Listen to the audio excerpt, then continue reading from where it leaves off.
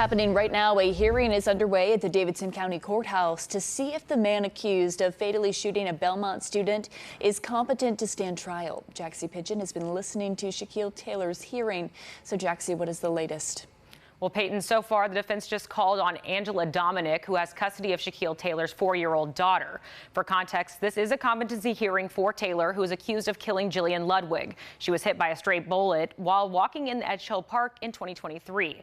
At the time of the shooting, Taylor was out of jail because he was found incompetent to stand trial in a previous case. The defense used Dominic to ask about Taylor and how often he interacted with his daughter.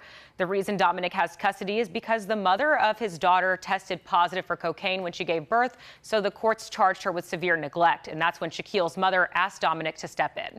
She's known Taylor since before he went into custody and says he would visit his daughter every other week and interacted with her, changed her diapers, rocked her to sleep, but never read to her. She explained an interaction about him displaying intellectual disabilities when planning his daughter's birthday party.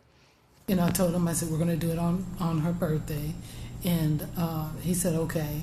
And maybe a couple days later, he asked once again, well, we're going to do it at the trampoline park.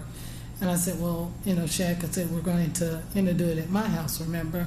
And he said, oh, okay. He said, all right, that's fine, And a couple days later, once again, he asked again. And I told him, I said, we're still going to do it at my house, remember? And he said, okay. And I said, well, how about we just do it at Chuck E. Cheese or something like that? And he said, well, let's do that. So I said, it'll still be on, on her birthday.